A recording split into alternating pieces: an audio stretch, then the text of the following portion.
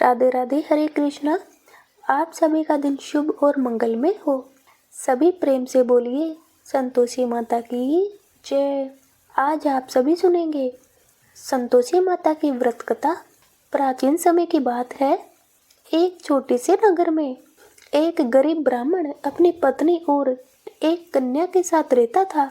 ब्राह्मण बहुत विद्वान और धार्मिक था। वह प्रतिदिन पूजा पाठ करता, लोगों को पुराणों की कथा सुनाता और भगवान का नाम जपता था। लेकिन भाग्य ऐसा था कि उसके घर में धन का अभाव बना रहता था। कई बार ऐसा होता कि पूरे दिन मेहनत करने के बाद भी केवल 2 समय की सूखी रोटी ही मिल पाती। फिर भी वह ब्राह्मण कभी अधर्म का मार्ग नहीं अपनाता था।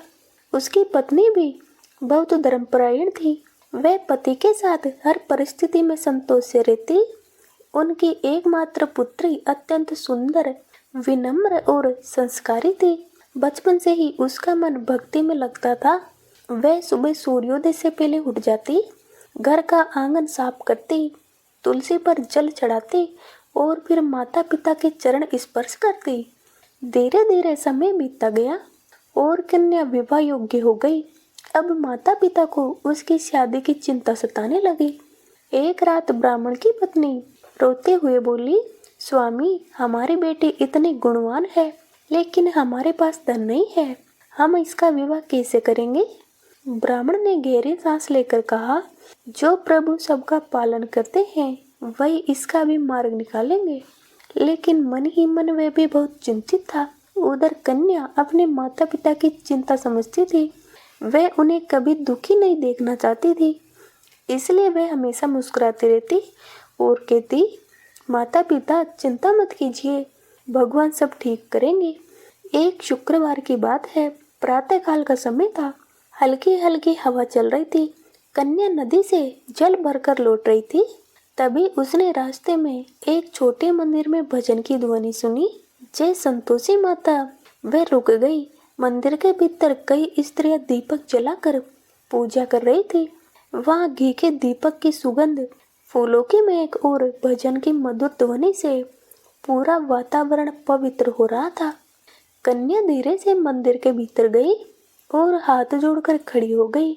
कुछ देर बाद उसने विनम्रता से पूछा, माताओं, आप किस देवी की पूजा कर रही है? एक वृद्धा मुस्कुराकर बोली, बेटी, ये संतोषी माता का व्रत है। कन्या ने आश्चर्य से पूछा, क्या माता भक्तों की मनोकामनाएं पूर्ण करती है? वृद्धा बोली, माता अपने भक्तों को कभी निराश नहीं करती। जो श्रद्धा और संतोष से उनका व्रत करता है, उसके जीवन के दुख दूर हो जाते हैं।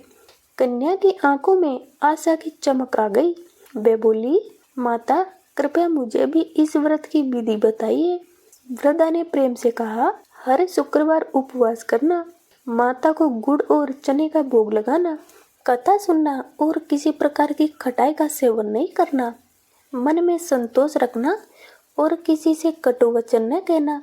माता अवश्य प्रसन्न होगी। उस दिन से कन्या ने श्रद्धा से शुक्रवार व्रत आरंभ कर दिया। घर में धन नहीं था, इसलिए बड़ी कठिनाई से थोड़ा सा गुड़ और चना लाती। कभी कभी वे स्वयं भूखी रह जाती, लेकिन माता की पूजा अवश्य करती। वे मिट्टी के छोटे दीपक में तेल डालकर माता की आरती करती और आंखें बंद करके प्रार्थना करती, मेरे माता पिता के दुख दूर कर दो। एक दिन नगर में एक धनी व्यापारी अपने पुत्र के लिए योग्य कन्या खोज रहा था। उसका पुत्र बहुत शिक्षित और सज्जन था, लेकिन व्यापारी चाहता था कि बहुत संस्कारी और धर्मपरायण हो। संयोग से व्यापारी की पत्नी नदी के किनारे गई। वहां उसकी दृष्टि उस कन्या पर पड़ी, जो आंखें बंद करके संतोषी माता की पूजा कर रही थी। उसके चेहरे का तेज और सादगी देखकर वह बहुत प्रभावित हुई। उसने गांव की स्त्रियों से पूछा, ये कन्या कौन है? स्त्रियों ने कहा, यह गरीब ब्राह्मण की बेटी है, बहुत धर्मपरायण और संस्कारी है। व्यापारी की पत्नी घर लौटी और अपने पति से बोली, मुझे अपने पुत्र के लिए वही कन्या पसंद है। कुछ दिनों बाद व्यापारी स्वयं ब्राह्मण के घर पहुंचा। ब्राह्मण ने साधारण झोपड़ी में उसका स्वागत किया। वह सोच भी नहीं सकता था कि इतना बड़ा व्यापारी उसके घर आएगा। व्यापारी बोला, मैं आपकी कन्या का विवाह अपने पुत्र से करना चाहता हूँ। ये सुनकर ब्राह्मण और उसकी पत्नी की आंखों से आंसू बहने लगे। उन्होंने हाथ जोड़कर कहा, हम बहुत गरीब हैं, हम आपकी बराबरी नहीं कर सकते। व्यापारी मुस्कुराया, मुझे धन नहीं संस्कार चाहिए। शीघ्र ही बड़े धूमधाम से विवाह संपन्न हुआ। कन्या अपने ससुराल चली गई। ससुराल बहुत बड़ा था, वहाँ धन दौलत की कोई कमी नहीं थी, लेकिन उसकी सास अत्यंत कठोर स्वभाव की थी। उसे अपनी बहू का गरीब घर से आना पसंद नहीं था। वह छोटी छोटी बातों पर उसे डांटती रहती, फिर भी बहू कभी उत्तर नहीं देती। वह शांत भाव से सबसे लेती और मन ही मन माता संतोषी का नाम जपती रहती। हर शुक्रवार वह गुप्त रूप से माता का व्रत करती। धीरे धीरे घर में परिवर्तन होने लगा। व्यापार पहले से अधिक बढ़ने लगा।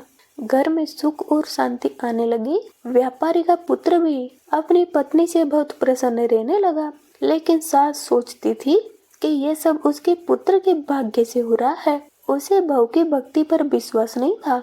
एक दिन शुक्रवार के व्रत के समय सास ने क्रोध में कहा, आज घर में कोई पूजा नहीं होगी। बहू चुप हो गई। उसकी आंखों में आंसू आ गए। उसने मन ही मन माता से कहा, हे माता, मैं आपका व्रत नहीं कर पा रही हूँ। उस रात सास ने एक अद्भुत स्वप्न देखा। स्वप्न में एक दिव्य देवी प्रकट हुई। उनके चारों ओर तेज ही तेज था। हाथों में कमल और त्रिशूल था। उन्होंने कठोर स्वर में कहा, तुम जिस बहू का अपमान कर रही हो वही मेरी सच्ची भक्त है। उसकी भक्ति के कारण ही तुम्हारे घर में सुख और समृद्धि है। सास भय से कांपने लगी। सुबह होते ही उसने बहू को बुलाया और रोते हुए कहा, मुझे क्षमा कर दो बेटी, मैं तुम्हें पहचान नहीं सकी। अब पूरे घर में श्रद्धा से संतोषी माता का व्रत होने लगा। कुछ समय बाद बहू ने माता का उद्यापन करने का निश्चय किया। उसने गरीब बच्चों को भोजन कराने की तैयारी की। घर में खीर, पूड़ी, चने और मिठाइयाँ बनाई गई। उसी समय कुछ ईर्ष्यालु स्त्रियों ने बच्चों को सिखाया, भोजन के बाद खटाई मांगना। जब भोजन समाप्त हुआ तो बच्चों ने कहा, हमें इमली चाहिए। भोली बहू समझ नहीं पाई। उसने बच्चों को पैसे दे दिए। बच्चों ने जाकर इमली खरीद कर खा ली। इससे व्रत में दोष लग गया। कुछ ही दिनों बाद घर में विपत्ति आ गई। व्यापार में भारी नुकसान हो गया। धन समाप्त होने लगा। सास घबराकर बोली, ये सब अचानक कैसे हो गया? बहू समझ गई कि व्रत में कोई भूल हुई है। वह रोती हुई मंदिर पहुंची और माता के चरणों में गिरकर बोली, हे संतोषी माता, मुझसे कौन सी भूल हो गई?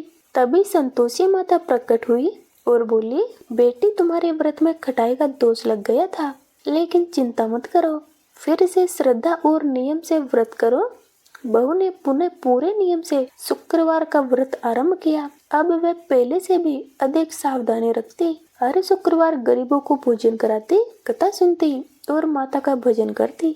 धीरे धीरे घर की स्थिति फिर से सुधरने लगी। व्यापार पहले से भी अधिक बढ़ गया। अब सास को पूरी तरह विश्वास हो गया कि ये सब संतोषी माता की कृपा है। कुछ समय बाद उस घर में पुत्र रत्न की प्राप्ति हुई। पूरे नगर में आनंद छा गया। अब दूर दूर से लोग उसी घर में माता की कथा सुनने आने लगे। बहू सभी को यही कहती, माता को धन नहीं, सच्ची श्रद्धा और संतोष। ए संतोषी माता, जैसे ब्राह्मणी की कन्या को फल दिया, वैसे सभी को देना। कथा कहते, सुनते और हुंकार भरते सभी को देना। सभी पर अपनी कृपा बनाए रखना। तो ये थी आज की वीडियो। कैसी लगी कमेंट में जरूर बताना और वीडियो को लाइक करना और कमेंट में संतोषी माता की जय अवश्य लिखना। और चैनल पर नए हो तो चैनल को सब्सक्राइब कर लेना। जय संतोषी माता की।